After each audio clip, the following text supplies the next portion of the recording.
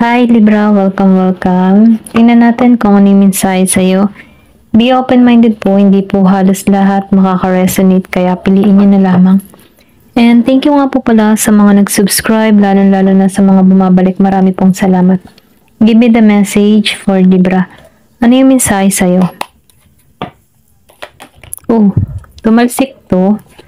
Older man. So, yung iba sa inyo, nakadiling dito sa older man. Mamaya tingnan natin kung sino to. Give me the message.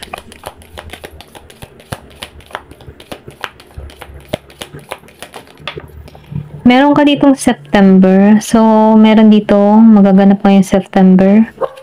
Okay, funnel. So, nafe-feel ko dito, yung iba sa inyo, matatapos na yung mga problema. Okay? Kumbaga, dyan sa mga problema na yan, dyan ka natuto. Ayan. Give me more information. Ano pa yung mensahe sa'yo? Ang dami. So, nakita ko dito, wind chimes or wind chimes. Nafe-feel ko dito yung peace and harmony patungo sa'yo. Then, yung iba naman sa inyo, pinag-iingat dito, Kumbaga, once na meron dito nag-o-offer sa'yo, pag-aralan mo mabuti. Or, kung meron man dito mga gustong ipresenta sa'yo, pwedeng negosyo or pwedeng may mga alok sa'yo dito, pag-aralan mong mabuti, okay? Huwag kang basta-basta sumugal nang hindi mo ito pinag-aaralan. Lalo-lalo na pagdating sa pera, usaping pera. Meron ditong leg, so nakikitaan ko dito na may bago kang experience na mararanasan or meron kang bagong gustong mangyari, bagong landas na tatahakin. Pwede rin sabihin aalisan mo na tong mga past, okay? Gusto mo na dito ng panibagong environment or pwede rin may paglipat, okay? Meron ditong target. So, nafe-feel ko dito na nakatuon ka dito sa iyong pangarap or pwede rin na ito yung priority mo, yung goal mo sa buhay mo, okay? Kasi nakikitaan ko dito na dito ka nakapokus sa pinaka goal mo. 3. Then, yung iba sa inyo, nafe-feel ko dito nagkaroon kayo ng family affair or pwede rin nagkaroon ng problema yung family.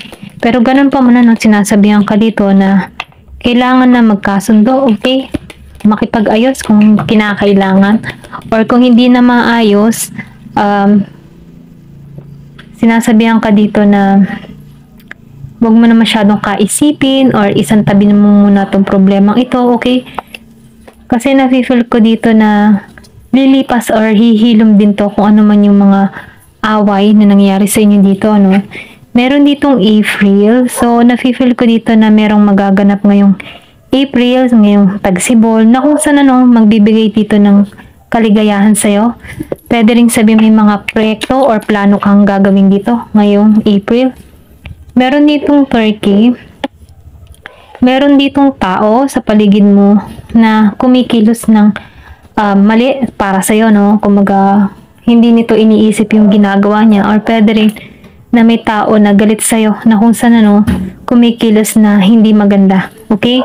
Pero ganun pa man, dito sa booth, nafe-feel ko dito na ma-achieve mo yung iyong mga pangarap. Kailangan lang dito ng tiyaga at effort para makamit mo to ng lubusan. Give me more information. Meron ka ditong rat. So, meron din tao dito, Year of the Rat, na against sa'yo. So, itong tao na ito ay kumikilos once na, alam mo yung parang may pagka-sneaky or may pagka-traidor itong tao na ito. Year of the Rat siya. Then, meron din ditong horse. So, meron ditong Year of the Horse. Nafe-feel ko dito, na meron ditong malapit na paglalakbay na parating sa'yo. Pwedeng pagbabiyahe or pwede rin bakasyon, okay? Caterpillar. So, sinasabihan ka dito, na meron ditong, kumbaga, kung naka-experience ka dito na sobrang sinubo ka, hindi palaging ganun yung mararanasan mo. Kasi sinasabihan ka dito na malapit nang dumating yung pagbabago patungo sa'yo. Okay? Meron ditong tumalsik na kangaroo. So, nakikitaan ko dito na kailangan mo magplano or meron ka ditong gustong gawin or planuhin, okay? So, kung may mga plano ka man dito, sinasabihan ka dito na wag mo munang ibulgar, sarilihin mo muna. Nang sa ganun, yung plano mo hindi ma-blockage dito. Ayan, tumalsik to.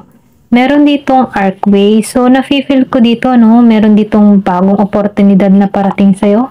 Then, nakikitaan ko dito na magbubukasan ang possibility, oportunidad, and bagong path na tatahakin mo na magbibigay dito ng maganda at maayos na buhay. Kasi kung makikita mo dito sa April, then dito maybe meron kang paglipat or meron kang mga plano na gagawin ngayong April na kung saan maghahatid ito ng tagumpay sa'yo. New path, new journey, at new adventure na naghihintay sa'yo. Meron ditong January, maybe nitong January nakaranas ka dito ng para kang stuck sa sitwasyon, pero napipil ko dito nalampasan mo to kasi Marso na. Give me more information. Tingnan pa natin flag. So, sinasabihan ka dito, once na niloko ka, sinasabihan ka dito na wag mo nang ibaba yung standard mo kasi naibangon mo muli yung sarili mo dito, okay? Tingnan pa natin. Give me the message. Ano pa yung mensahe? Meron ka ditong whale. So, sinasabihan ko dito, huwag kang mag-alala. Kasi nakikitaan ko dito lahat ng mga alalahanin mo ay tapos na or matatapos na. Or pwede rin sabihin na kahit may mga gumugulo sa'yo, hindi mo na to pinagtutuunan ng pansin. Handshake. Yung iba naman sa inyo, nafe-feel ko dito na meron kang estrangherong makakausap. Pwedeng online, pwedeng ibang lahi to, or pwede rin Pilipino, nasa ibang bansa. May difference sa inyo, pwedeng ugali, lingwahe, kultura, okay? Kung ibang lahi yung kausap mo dito, meron kang magiging kausap dito na makakasundo mo at ito ay magbibigay ng alam mo yung tipo na magiging importante siya sa buhay mo, okay?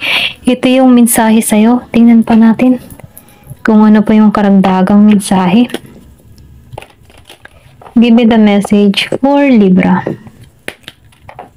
Ano pa yung mensahe para kay Libra? Meron ka dito na birch rod.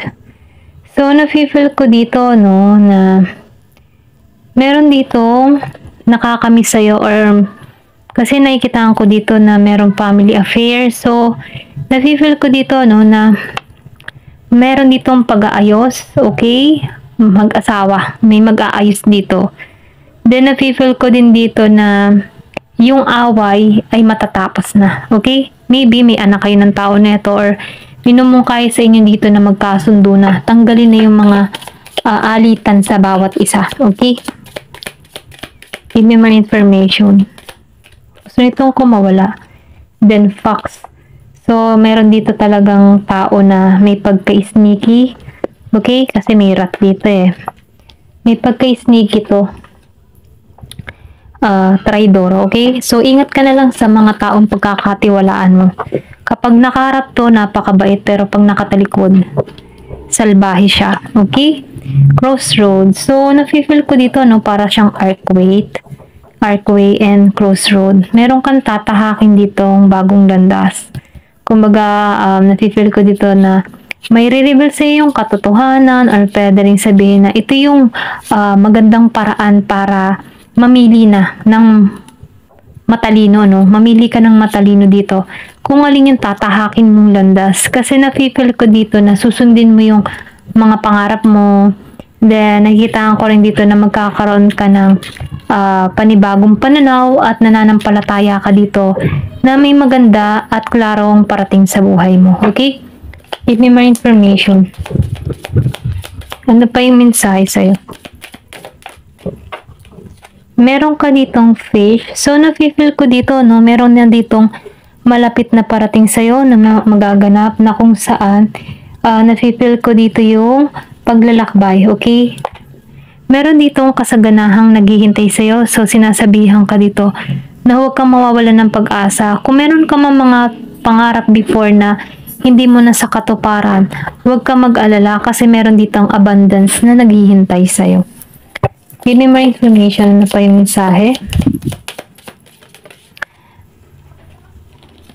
Meron ditong moon and gentleman. So, Nafe-feel ko dito, yung iba sa inyo, meron ka ditong tagahanga na kung saan, meron tong malalim na interest sa'yo, okay?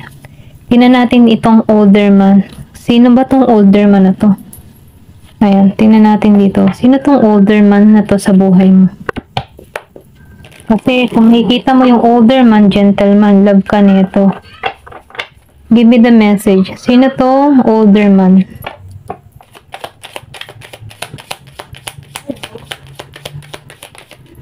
Oh, the Wheel of Fortune. So, napipil ko dito, maybe boss mo to or pwede rin sabihin na meron tong magandang parte sa buhay mo, okay? Nakita ko dito, na itong matandang lalaki na ito. Napipil ko dito yung kabuhayan, stable to. Mapalad tong tao na to. Pwede makatulong to sa'yo. Kasi nakikita ko yung interest ng tao na to sa'yo. Okay, meron nagkaka-interest sa'yo. Kaya lang may devil energy dito. May pagka-obsess or pwede rin na itong tao na ito ay merong bisyo. Okay, may pagka-obsess sa'yo. Kung kilala mo to. Kaya lang itong tao na ito may kapirahan pero may pagka-obsess siya. Okay? Give me more information. The Chariot. So, nafe-feel ko dito, hindi balanse. Mapalad siya. Okay, mapalad siyang tao kasi may pera siya. Kaya lang, meron siyang ugali dito na the devil. Maybe bastos to or pwede rin sabihin pinagpapantasyan ka ng matandang ito na kung saan walang balanse. Pwedeng inilalayo ka dito or mag-ingat ka dito sa tao na to. Okay, ito lang yung nakikita ko. Kasi hindi siya totoo. May maybe manyak to. Okay? Kasi gusto ka nito kasi bata ka. Okay? May pagkayang energy kaya type ka ng tao nito. Ito lang yung nakikita ko. Pero hindi halos lahat sa part na to kung meron ka ditong kadiling na matandang lalaki. Itong tao nito ay may pagka-obsess sa'yo. Okay? Hindi siya balanse. Or pwede rin sabihin binibigyan ka dito ng warning na iwasan mo to. Ayan, hanggang dito na lamang po. Thank you for watching. Love and peace.